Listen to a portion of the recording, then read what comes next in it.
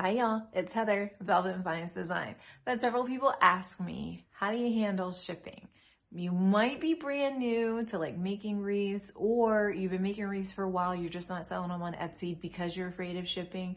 Or maybe you make long, obscure shaped things and you're just afraid of it, right? So here I am shipping out a custom order that will not fit a traditional box. I don't like to keep those huge boxes that are very expensive on hand for the what if order. So I have learned how to make it on my own. So watch this sped up video. I'm gonna voice over and walk you through the process, and good luck, y'all. Don't let shipping scare you. Ain't nothing but a thing. See ya. All right, y'all, here are all the tools I need. The starting box size is a 24 by 18. It's a multi-depth. I get them on Amazon. And what I need to do is make it longer to accommodate my custom piece.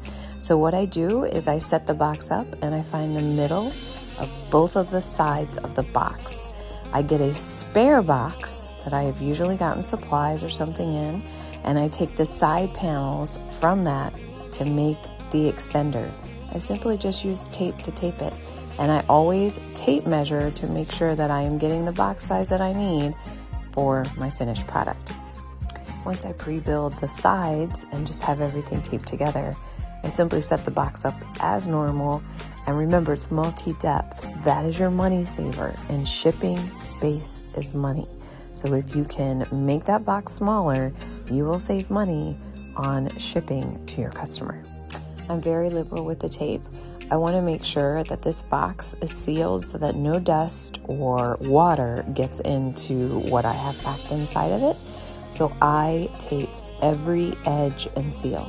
Okay, once I have the box together, then I put the item in, and this is where I'm marking off where I'm zip tying. I use at least 2 zip ties for every project to make sure it's nice and secure in the box. It's not going anywhere. Then I lay down a layer of bubble wrap to give a nice cushion, and this particular piece contains dried palm. And if any of you have ever worked with that, you know how brittle and easy it cracks.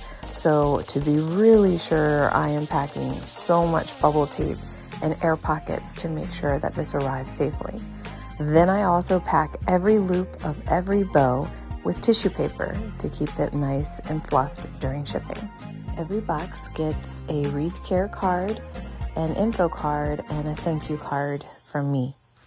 My finishing move is a couple of layers of bubble wrap on top. I feel like you can never add enough safety. And then I find the right depth. Remember, in shipping, space is money. And then I put some fragile stickers all over. I weigh it.